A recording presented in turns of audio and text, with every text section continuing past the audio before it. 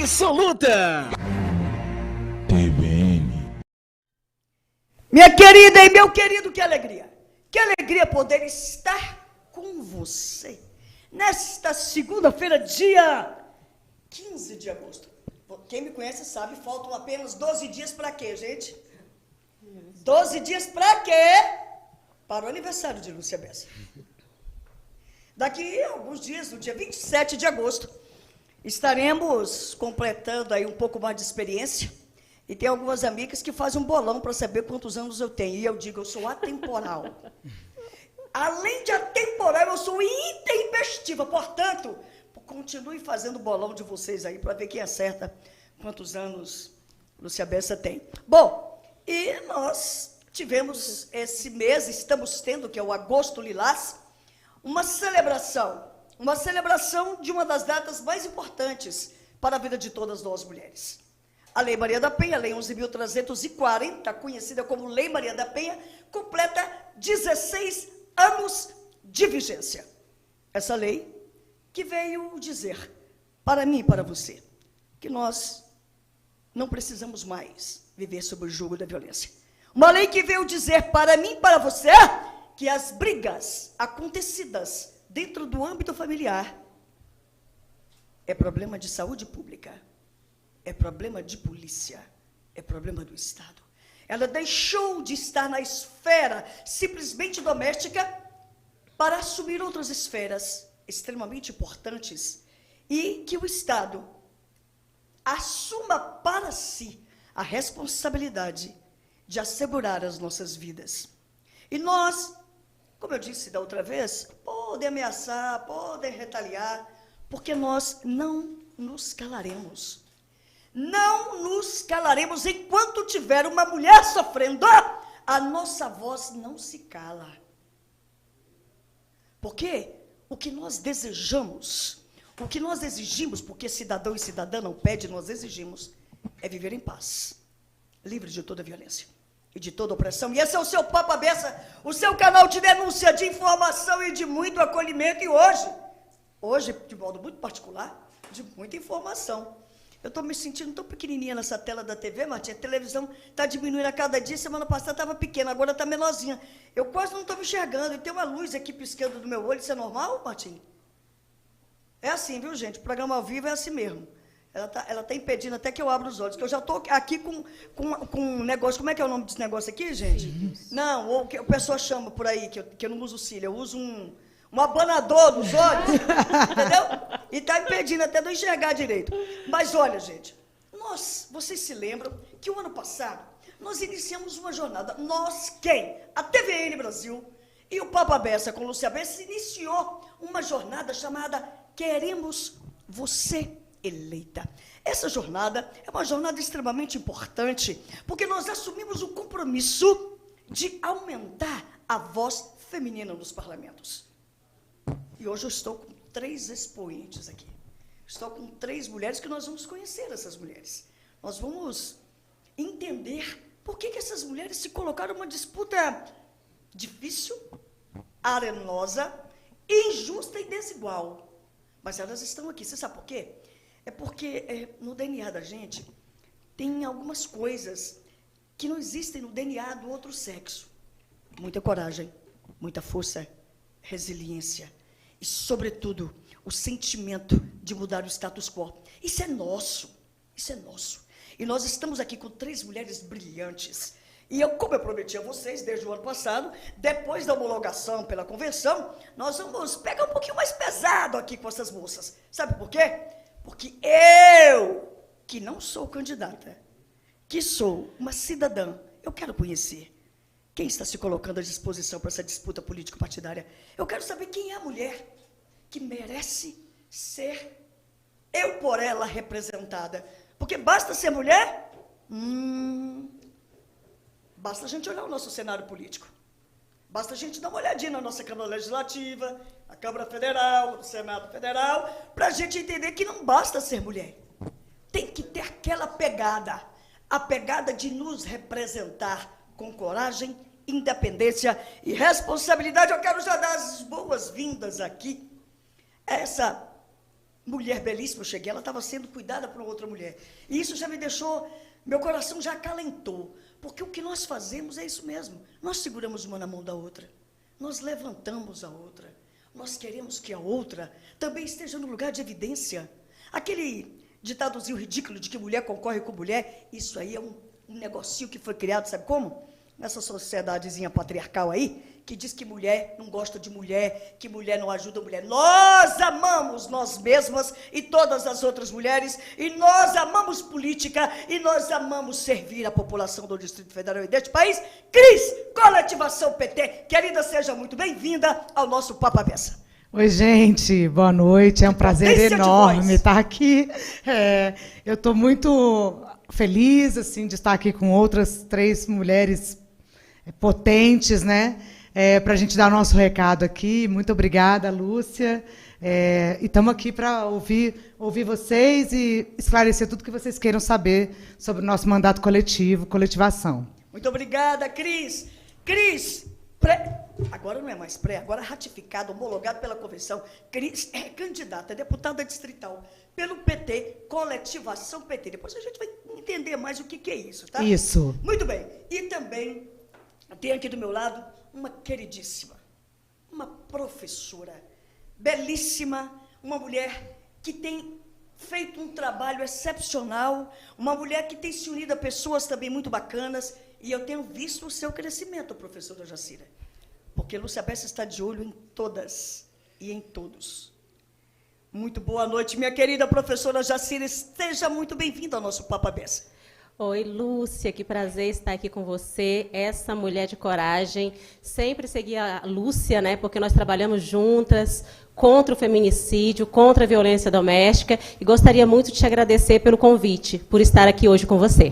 Eu que agradeço você estar aqui, minha amiga. E eu tenho ali, gente, uma mulher que eu acho que ela está hoje aqui com 1,80 m. Essa moça tem uma história de superação incrível, eu espero que um dia todos e todas venham conhecer. Essa moça, uma colega advogada, que já enfrentou várias adversidades, mas essa moça, ela é resiliente, como todas nós. É uma mulher extremamente corajosa, é uma mulher que não se curva diante das dificuldades. Vocês estão sentindo aqui a pegada hoje, né? E o nome dela é Thay Evangelista. Thay, querida, seja muito bem-vinda ao nosso Papo à Beça. Muito obrigada, Lúcia. Nos conhecemos há muito tempo, né, na nossa casa OAB. Eu fico muito feliz pela oportunidade de estar aqui com vocês e pela sua audiência, que é extremamente qualificada, e agradeço novamente o convite. Eu que agradeço a vocês, todas lindas, maravilhosas. Thay, você pega o microfone e põe um pouquinho mais perto da sua boca, porque as pessoas estão ansiosas. As pessoas querem saber quem são vocês, não é? Nós temos aqui Thay Evangelista, distrital, Avante. Cris, Coletivação PT, distrital também. Jacira, Cidadania, meu partido, também do coração, não é? Então, todas 3 mulheres extremamente preparadas, porque é assim, né, gente? Para esse cenário adverso que se avizinha, ou melhor, né? Que já está aí, né? Já chegou. Tem que ter mulheres assim como vocês, preparadas, não é? Vamos lá, minha querida Cris. Cris, explica para nós, irmã. O que é esse negócio de coletivação, mandato coletivo? Explica pra gente. Eu, como eleitora, como é que eu sei? Como é que eu vou votar? Eu vou votar num conjunto? Vou votar... Como é isso, Cris? Conta pra gente. Então, nossa proposta é uma proposta... A gente sempre teve um trabalho, todo grupo, somos 6 co-candidatos. Todo grupo sempre teve um trabalho voltado para o movimento popular e muito coletivo, em cima de cooperativas de economia solidária, coletivos de produção, grupos de trabalho e cooperativas de habitação também. A gente trabalha com o movimento popular há muitos anos.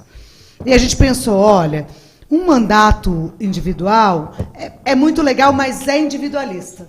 Quem erra, se o deputado erra, ele erra sozinho, se acerta sozinho. E a gente propôs, olha, vamos juntar nossas forças, vamos ver qual é a nossa capacidade de fazer isso de uma forma mais democrática, mais participativa, mais mentes pensando. E aí nosso lema ficou assim, sempre é um mandato que vale por 6 e 1 mais 1 é sempre mais do que 2. Então a nossa ideia é coletivizar as propostas, as ideias e todo o trabalho legislativo. Para tanto, a gente... Somos 6, são 4 mulheres e 2 homens. Como não é ainda oficializado isso pelo TSE, precisa ter uma representante. Eu espero que, em breve, o TSE consiga registrar os coletivos, mas precisa ter um representante. A representante, nesse caso, sou eu, Criso Coletivação, eu que vou representar esse coletivo e eu que vou aparecer na urna, né? Porque precisa aparecer o nome de alguém. Mas a ideia é, assim que entrarmos os 6, ganharmos o mesmo salário, isso é muito importante. Porque salário diferenciado traz hierarquia em si só, né? As pessoas começam a se sobressair mais do que as outras, porque o salário é maior ou menor. Então, todo mundo recebendo o mesmo salário e ali dividindo tudo, dividindo o poder, dividindo a ideia e etc. Mas eu estou com curiosidade aqui, Cris. Na urna, como é que vai ser? Vai ter o número da representante e aí a pessoa já vai saber que, ao votar nesta representante, vai votar em mais 7? Ou como é que vai ser? Não entendi ainda. Na campanha, a gente está falando muito do coletivação e vai ter, a partir de amanhã a gente pode divulgar, vai ter o nosso número. O número é o número do coletivação. Quando a pessoa apertar o nosso número ali na urna, vai aparecer a minha carinha escrito Cris do Coletivação. Como a gente fez toda a campanha falando de Cris do Coletivação, as pessoas vão saber que eu faço parte do coletivo Coletivação e vão saber que estão votando nas 6 pessoas. Agora, eu volto a insistir nisso para que isso seja massivamente publicizado, para que as pessoas possam conhecer isso, esse instituto, para que as pessoas possam votar sabendo, efetivamente, que votando em Cris, eu voto em Cris mais 7. É isso? Mais 5. São 6 pessoas no total. Cris mais 5. Cris mais 5.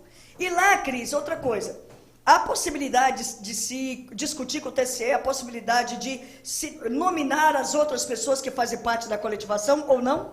Não, a gente tentou, mas não é possível. Assim, só é possível sair o nome de uma pessoa, por enquanto. Por enquanto. Mas isso aí, gente, o TSE daqui a pouco resolve esse negócio, né? Porque eu estava conversando com você antes da gente começar, que o mandato coletivo ele é muito pouco conhecido no Distrito Federal, mas Rio de Janeiro é conhecidíssimo, Minas Gerais, isso. São Paulo, então vários lugares do país, isso já virou usual. Isso. Então a gente precisa trazer essa motivação também para os eleitores e eleitoras, primeiro conhecimento. Né? A gente tem que conhecer primeiro tudo isso e depois nos sentimos motivadas a fazer a nossa escolha. Obrigada, Cris. Lúcia, deixa eu só dar uma dica aqui, rapidinho. Para as meninas começarem a pensar nisso nos seus partidos também, e em outros coletivos e tal. Essa proposta faz muito sentido aqui no DF. Porque aqui no DF, a gente, por causa da nossa configuração de distrito, a gente não tem vereadores e prefeitos. Então, as lideranças médias, elas ficam ou prestando serviço para deputados, ou ficam ali presos ali na sua comunidade, sem uma possibilidade de ascensão política. Porque qualquer um de nós poderia ser um vereador de alguma cidade, ou um prefeito, né? Então, aqui no Distrito Federal, ainda não chegou, mas faz muito mais sentido do que nos outros estados da federação. Realmente, com certeza. Nós vamos falar mais sobre isso daqui a pouquinho. Bom, eu conheço Tairane há muitos anos, às vezes em lados opostos na UAB, às vezes em lados, no mesmo lado, né? No mesmo lado politicamente falando, né? E nada disso nos impede de uma ter pela outra o respeito, a consideração, o afeto e o carinho, né? Então, nós temos que exercer isso, exercer a sororidade, a irmandade entre a gente, respeitando as nossas diferenças. Tairane, eu conheço você, soube que você tem uma veia partidária da UAB extremamente pulsante, mas, verdadeiramente, eu não conhecia esse seu lado político-partidário e eu estou muito feliz por isso. O que fez você, minha amada, se enveredar por esse caminho?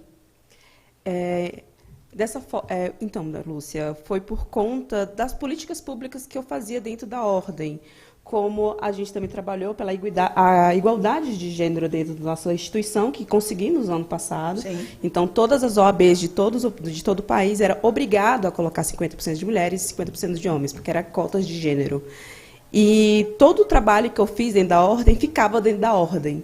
E eu não conseguia transpor essa questão do jovem advogado, violência doméstica, pais em casa, igualdade de gênero na política. Isso a gente conseguiu fazer muito bem dentro da ordem.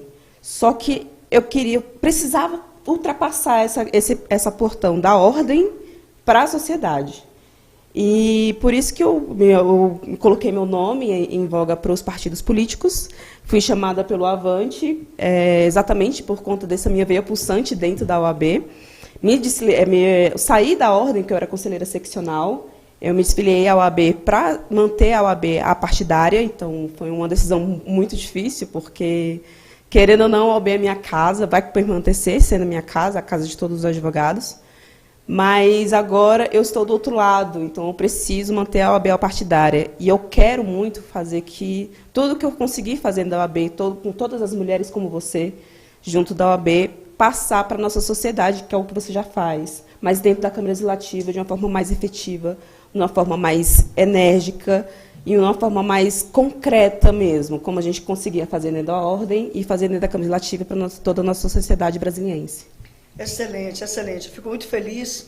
E eu não conhecia a Cris anteriormente, mas tanto Jacira quanto o Thay eu já conheço há muito tempo. E sabe, Cris, eu fico muito feliz quando eu vejo o crescimento das minhas amigas, né? Das pessoas com as quais a gente caminha. Então, vocês duas têm me surpreendido positivamente. E eu me sinto muito feliz por isso, não é? A gente que tem caminhado nas trincheiras da vida, né? Nas trincheiras da resistência da vida. E pela vida. Eu fico muito feliz quando eu vejo vocês duas preparadas e prontas. Minha querida professora Jacira, aquele trabalho belíssimo que você já faz, ela faz o trabalho de empoderamento, de valorização das mulheres, uma coisa impressionante, e que eu acompanho. Como é que foi esse surgimento, ou adoro essa palavra, essa insurreição para a vida político-partidária? Começou aos meus 15 anos de idade, né, quando eu consegui tirar minha mãe da violência doméstica e fui morar na Celândia, num barraco, e fui ser arrimo de família. A partir daí, dentro da igreja, né, no grupo de jovem, eu comecei a fazer já esse trabalho contra a violência doméstica.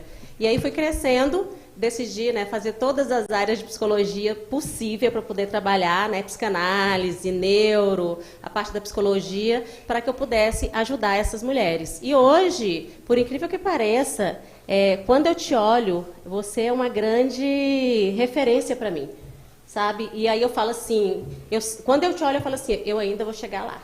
Porque, gente, não é puxar saquismo, eu trabalho já com a nossa querida aqui, né, contra a violência doméstica há muito tempo. E eu amo a forma dela falar. Então, a cada dia, eu aprendo um pouco mais com ela. E eu aprendo com vocês, podem ter certeza disso. Obrigada, minha querida. Eu sou assim mesmo, né, gente? Vocês me conhecem, eu me emociono mesmo, né? Porque é muito difícil a gente chegar aqui, Cris. Para você estar aqui hoje, para o seu nome ter sido homologado no PT, que você sabe a disputa que é dentro do partido, não é? Vocês todas, eu vou falar um clichê, mas é verdade, vocês todas já são vencedoras, gente. Sabe, o fato de vocês terem chegado aonde vocês chegaram com todas as dificuldades, com todas as discriminações possíveis, dentro do próprio partido político, que é o ambiente hegemonicamente masculino, né? Então, não é fácil, não é fácil. Amada, nós temos, das 81 cadeiras do Senado, 12 ocupadas por mulheres. Do Senado Federal, dos 513 parlamentares, nós temos 77. E agora, gente, das 24 cadeiras da Câmara Legislativa, nós temos, atualmente, né, porque isso vai mudar, né? Isso vai mudar. E vocês farão parte dessa mudança. Nós temos 3 cadeiras apenas, assentadas por mulheres. Cris, se nós somos a maioria da população deste país, nós somos a maioria dos eleitores e eleitoras deste país, nós somos a maioria, inclusive, no Distrito Federal, amada, por que somos tão poucas na política? A gente costuma dizer assim, que a gente tem um trinômio, um triângulo de organização da sociedade, que é a opressão de mulheres, de raça e de classe. Para o capitalismo se consolidar, ele precisava de um grupo que pudesse trabalhar por salário menores, recebendo menos, com menos direitos, para poder sustentar quem estava lá em cima ganhando mais. Então, o capitalismo se originou da exploração das mulheres, no gênero, e da raça dos negros e negras. Né? Então, para o capitalismo existir, alguém tem que ser explorado. E eles exploraram as mulheres e os negros e negras. E agora a gente, com o tempo, com a modernidade, com a tecnologia e com a formação, a gente vai rompendo isso, mas é um processo. É um processo de crescer culturalmente, de entender o nosso espaço na sociedade e de romper com toda a construção que fizeram para nós, né? Porque a construção da nossa sociedade é uma armadilha para as mulheres, né? A mulher não tem saco para disputar dentro do partido. A mulher tem segunda jornada, terceira jornada, porque filhos, casa para cuidar, além do seu trabalho, além da militância, né? Porque o homem faz a militância, chega em casa, a roupa dele está limpa e a comida está na mesa. A gente não, né? Então, é bem difícil, mas eu acredito que nós, mulheres trabalhadoras, temos o nosso espaço na política e lugar de mulher é onde ela quiser. Muito bem, cadê as palminhas aí, Martinho? Enquanto ele demora lá, a gente bate aqui. Olha, Cris, obrigada pela sua resposta. E eu...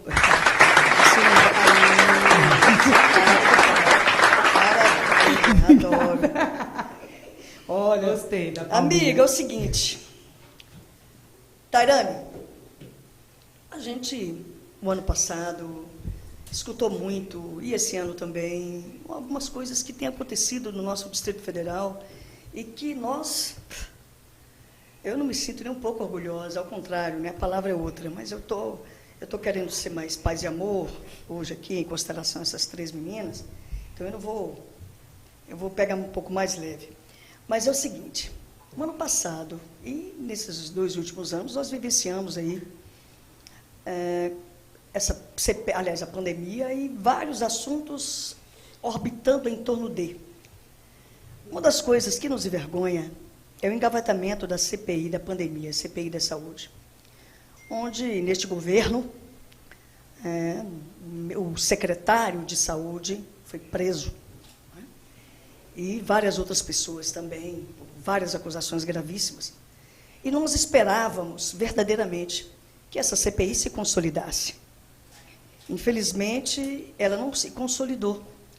E você está pleiteando uma cadeira na Câmara Legislativa. E você se assentando ali, você vai discutir vários assuntos pertinentes a um tema semelhante a esse e outros temas áridos, né? E eu gostaria que você nos falasse o que você pensa a respeito desse engavatamento da CPI da pandemia. Essa questão da CPI da pandemia, como aconteceu nacionalmente, foi um absurdo, porque nós precisamos de uma transparência maior, tanto no governo estadual, no caso do GDF, quanto no governo federal. Então, sabemos o valor que foi gasto nas UTIs, que foi o que aconteceu no Distrito Federal. Num primeiro momento, fomos os exemplos. Só que, no decorrer da pandemia, que inclusive ainda não acabou, é bom sempre lembrar que a pandemia não acabou, e as pessoas não estão se vacinando. Até o momento de hoje, não somos mais exemplos. Nós achamos que virou só uma gripe, e está tudo bem, e é isso mesmo, a vida continua seguindo. Só que morreram mais de 600 mil pessoas em todo o país. Isso é uma quantidade muito, muito, muito, muito surreal.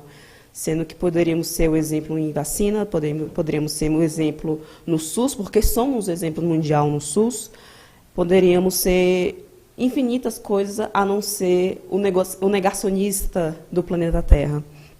E aqui no Distrito Federal, o fato do secretário de Saúde ter sido preso deveria ser um ponto principal da Câmara Legislativa, além de ter abrido a CPI, a CPI da Covid, ter investigado de forma mais séria, não só arquivar e deixar por isso mesmo, e não só por conta de politicagem em si, mas uma forma de transparência mesmo para a sociedade. Olha, aconteceu isso, isso, isso e isso. O governo está certo, está errado?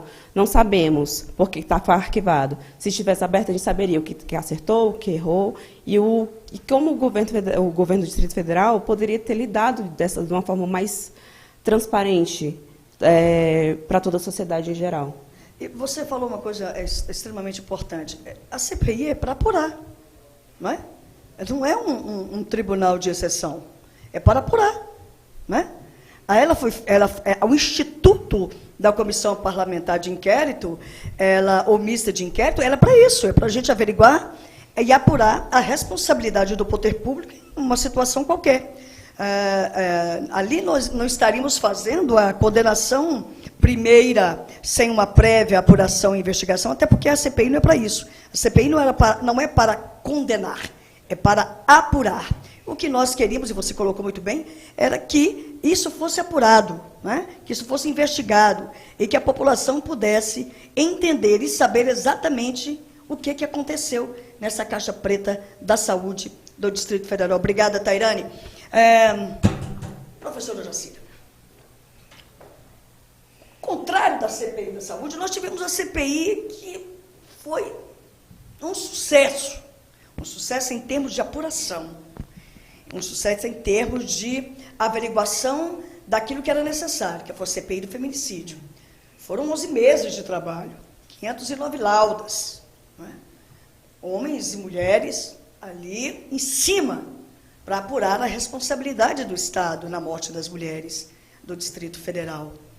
E o que é importante que se diga é que o resultado da CPI é aquilo que nós três já sabíamos aqui. Nós três. Mas foi extremamente importante para ratificar aquilo que nós já sabíamos. E o que é que a gente sabe e que foi ratificado pela CPI? O Estado falha na proteção às mulheres do Distrito Federal. Dentre essas falhas, e você frisa isso muito bem, que você tem trabalhado no sentido de minimizar o quadro de violência doméstica contra as mulheres do Distrito Federal, várias recomendações, mais de 80 recomendações foram feitas a partir da CPI. E eu gostaria de saber de você, Jacira, se você sentiu, você que está ali na ponta, você sentiu alguma diferença a partir dessa CPI do feminicídio para as mulheres que sofrem violência doméstica no Distrito Federal? Não, infelizmente eu não senti. Eu que trabalho com as mulheres, eu não senti, porque o medo continua o mesmo. As pessoas não estão adequadas para tratar essas mulheres no momento que elas chegam para fazer uma denúncia. Eu ouço muita reclamação, né, de que medida protetiva não serve. Então, eu creio que a polícia, ela faz o trabalho dela, mas que as leis precisam ser efetivas. Enquanto as leis não forem efetivas realmente, a gente vai continuar, infelizmente, ouvindo, né, sempre nos jornais que tem mulheres morrendo e apanhando por aí. Gente, é uma coisa absurda. Em menos de 8 meses, no Distrito Federal, nós já tivemos 14. Eu vou repetir. Nós já tivemos 14 feminicídios. Eu acompanho em loco todo o desenrolar das investigações desses casos. E a gente percebe que a maioria dessas mulheres morreram porque disseram não. Aliás, disseram não ao relacionamento, e o homem, que eu não vou chamar de companheiro nem de marido, né? Porque para você ser companheiro e marido, tem algumas coisas aí que devem fazer parte desse conceito. E as pessoas que cometem feminicídio certamente estão longe de terem para si esses conceitos bons que são inerentes a essas palavras. E, Cris, o que é que eu posso esperar? Eu, Lúcia Bessa, e as pessoas que estão nos escutando, o que é que eu posso esperar da Cris e daquelas pessoas que vão compartilhar o mandato com vocês, a Câmara Legislativa, para minimizar esse quadro caótico e terrível de violência contra as mulheres no Distrito Federal? É uma situação muito complicada, muito delicada. Violência doméstica no Distrito Federal é muito alto, né? Eu acho que a primeira coisa que a gente tem que pensar é que é preciso ter equipamento público, sabe, Jacira? É preciso ter equipamento público para poder acolher essas mulheres, para que elas se sintam seguras para fazer a sua denúncia. Porque não adianta a gente fazer toda essa campanha de popularizar e estimular a denúncia se a mulher não vai ser protegida depois de denunciar. Na verdade, se a gente ficar dizendo para ela denunciar sem ela ter proteção, a gente está colocando a vida dela em risco. Né? Então, a gente precisa ter equipamento público, casas-abrigo, prontas para acolher essas mulheres que vão ter que, depois de fazer sua denúncia, ter que sair das suas casas. A gente precisa ter um projeto firme, decidido, de geração de trabalho e renda, para essas mulheres terem como se sustentar depois de fazerem suas denúncias e saírem de suas casas. Porque tem uma questão da dependência econômica que segura a mulher ao lado de homens violentos. Né?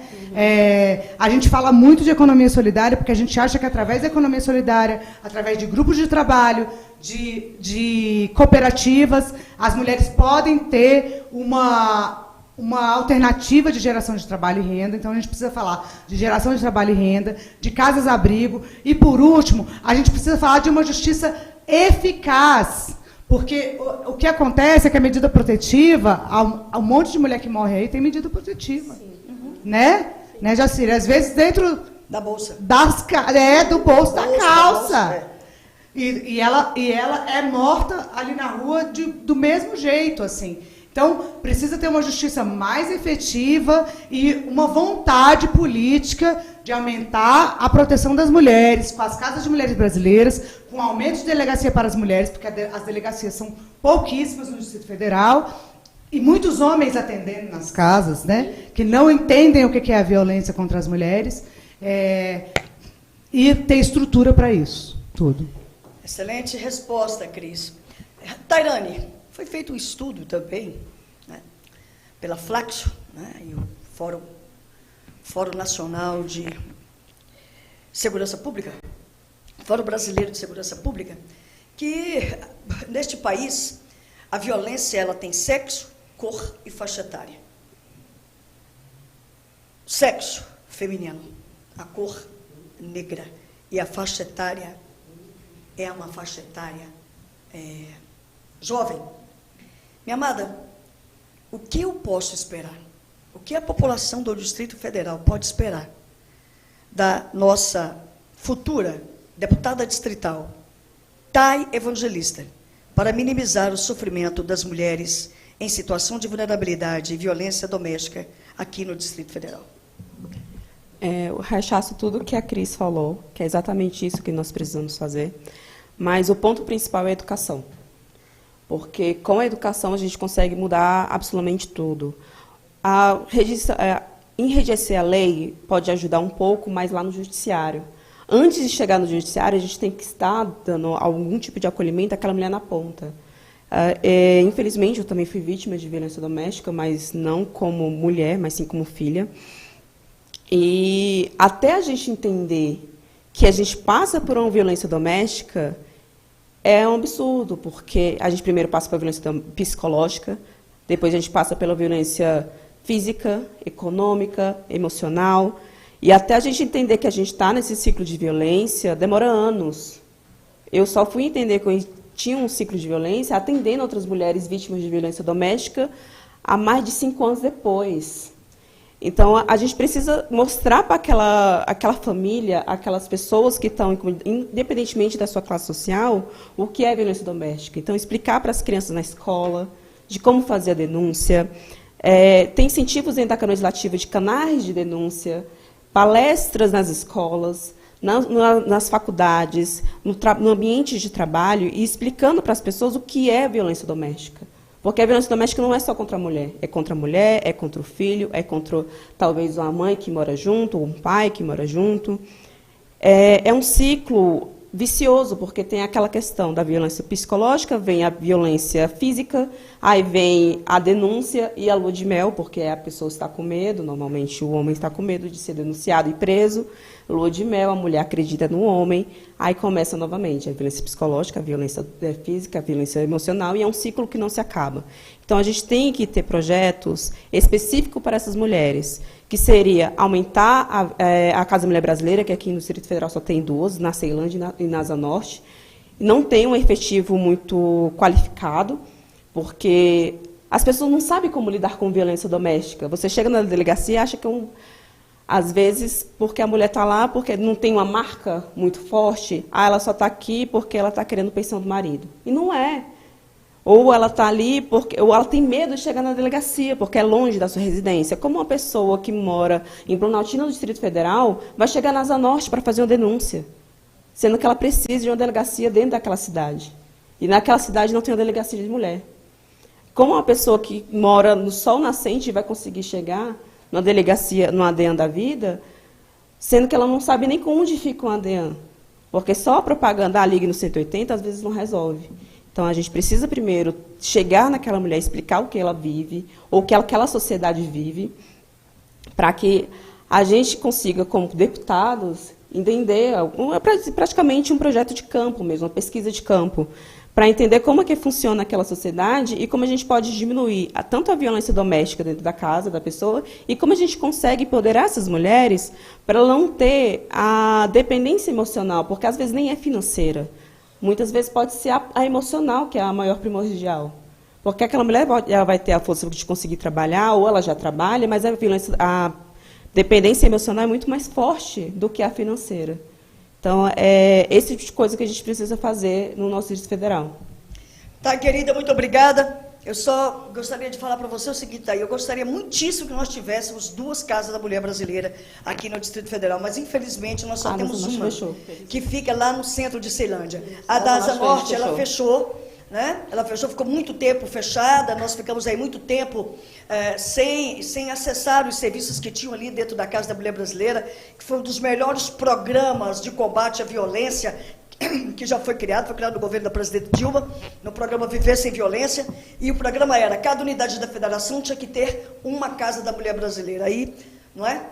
Como sempre acontece com as boas políticas neste país e no Distrito Federal, há uma descontinuidade, não é? Então, houve aí uma descontinuidade desse grande programa, que hoje tem um outro nome aí, né? Mulher Segura, alguma coisa. Bom, Jacira, minha querida, você que já faz esse trabalho, e você que também foi vítima de violência contra as mulheres, no seu âmbito familiar, a gente sabe que uma das portas, e a Cris falou isso, e a Tairane também falou, uma das portas para sair do ciclo da violência e romper essa violência execrável é a inserção, ou a reinserção da mulher no mercado de trabalho. Não é? Porque muitas dessas mulheres que sofrem essa violência sofrem a violência daquele que paga a conta, que paga o aluguel, que faz a comida. E muitas vezes elas não estão preparadas para o mercado de trabalho, ou é proibida de ir para o mercado de trabalho, sim. Sim, viu, companheiras, companheiros? Proibidas. Verdade. Ok? Proibidas. Muitas são proibidas.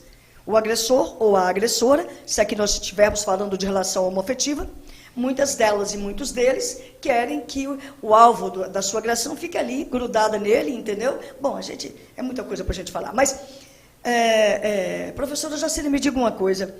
O que o seu mandato faria para fomentar a empregabilidade para as mulheres aqui no Distrito Federal? Olha, Lúcia, eu gostaria de parabenizar, né, a Cris e a nossa querida, que eu esqueci o nome? Thay. Isso, Thay. Vocês falaram muito bem, né? Eu creio, né, que a primeira coisa é educação, e por isso que a gente tem um projeto que se chama, eu sou coordenadora, Curta Maria, que é onde a gente conscientiza os jovens a não violência. Um beijo, Zezé! Isso, da Zezé. Inclusive você, né, já participou conosco, né, da Carta de Educação Anísio Teixeira.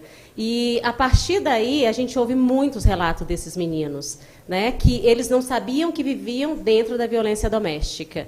Então, eu creio que nós, né, nós mulheres, que vamos entrar, que eu acredito que nós vamos entrar, viu, meninas? Vamos entrar, vamos falar positivamente, que nós vamos entrar dentro, né, da Câmara Legislativa, que nós temos a obrigação de ajudar essas mulheres, sim, sim, fazendo projetos com os empresários de Brasília para que elas possam trabalhar e possam sustentar os seus filhos. E lembrando uma coisa, nós temos também que pensar no homem, porque o homem agressor, ele precisa ser também tratado. E a gente não tem esse tratamento 100% dentro das cadeias. Então, nós temos que pensar, sim, que a mulher tem que ficar livre e o homem preso. Então, é dessa forma que eu penso.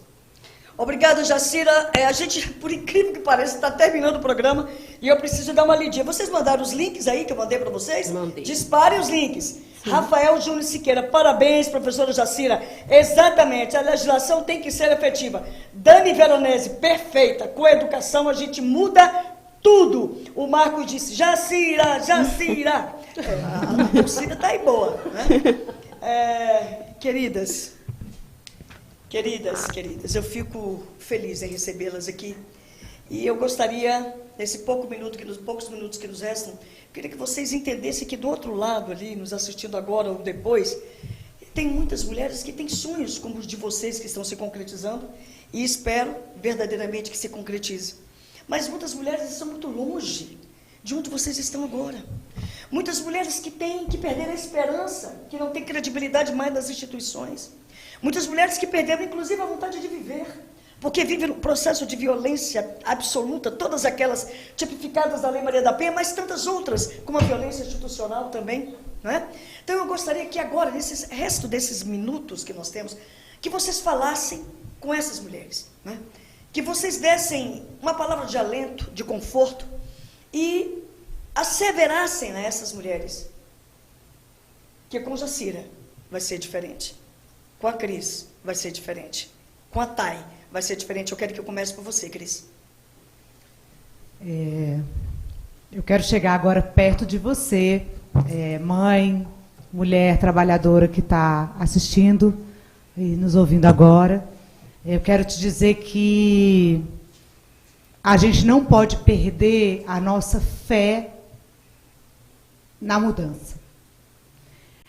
A gente não pode perder aquela chama que acende no nosso coração toda vez que a gente pensa que a gente quer ter uma vida melhor para os nossos filhos, para as nossas filhas, para os filhos das nossas amigas, para as gerações futuras.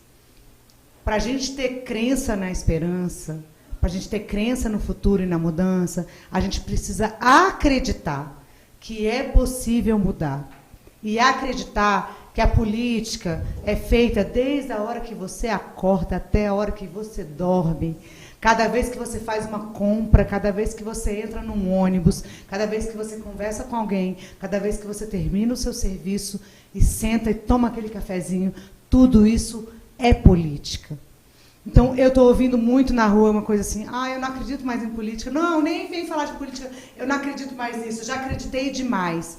Eu te digo, mãe, mulher, profissional, trabalhadora, você precisa acreditar, porque tudo que você faz é política.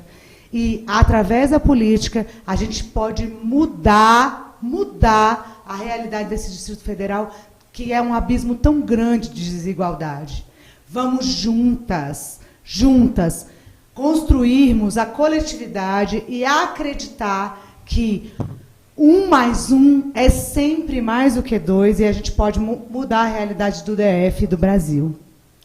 Muito bem, Cris! Essa é Cris, da coletivação PT, candidata a deputada distrital. Tairane, o tempo é seu. Primeiro, você, mulher vítima de violência, respira. Respira. As nossas instituições, às vezes, dá aquela sensação que não está funcionando, mas ela funciona, há trancos e barrancos, mas funciona.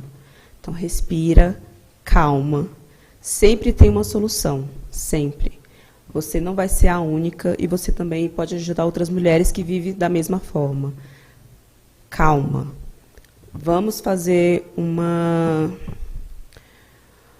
forma de tentar não ficar doida, literalmente, porque... Essa é a palavra mesmo. Porque a violência doméstica realmente é muito complicado, porque a gente não sabe o que fazer, a gente só senta e acha que nada vai dar certo, mas vai. Calma.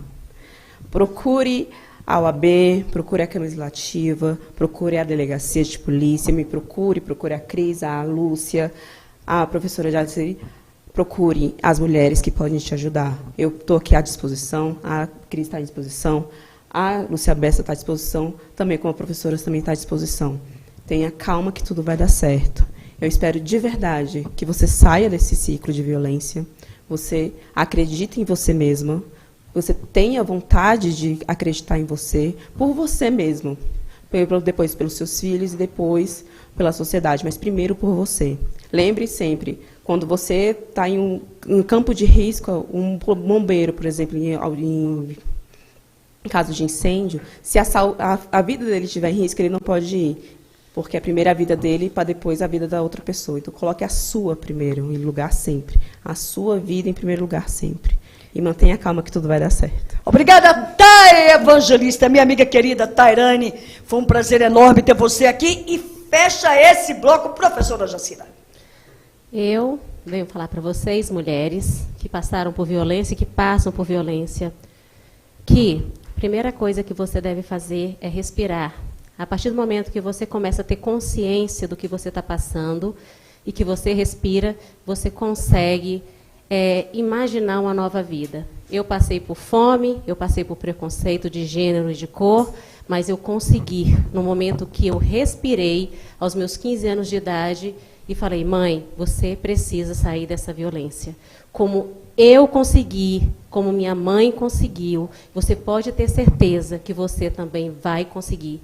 E que tem uma rede de apoio aqui fora para te abraçar e para dizer que você pode. Você pode, sim, ser uma mulher livre, liberta e amada por todos e principalmente por Deus. Coisa linda! Essa é a minha querida professora Jacira, candidata a deputada distrital pelo Cidadania. E estamos chegando ao final, mas sem antes eu não posso deixar de falar da minha amiga querida Solange Santa Cruz, essa mulher que é nossa mestra. Ela disse, o melhor alento que se pode oferecer a uma mulher é apoiá-la. As candidatas nestas eleições devem se comprometer com políticas públicas que beneficiam as mulheres. E Dani Veronese diz, obrigada pelo apoio, Thay. Como é importante que as vozes poderosas e acalentadoras de mulheres como você no poder. Isso é lindo, gente! Palmas para essas mulheres maravilhosas. Muito obrigada pela presença de vocês. E olha, fiquemos atentas e vigilantes para todas as nossas mulheres, de modo particular, que se colocam a essa disputa político-partidária para que nós possamos verdadeiramente eleger mulheres. Mulheres que nos representam, e esse é o seu Papa Bessa, o seu canal de denúncia, de formação, de acolhimento, porque afinal de contas, o que nós queremos é viver. Mas o que nós exigimos é viver livre de toda violência, de toda opressão, de toda discriminação, de todo racismo, de toda lesbofobia, de toda transfobia e com muito amor no coração. E um beijo, até a próxima segunda-feira com o seu Papa Bessa.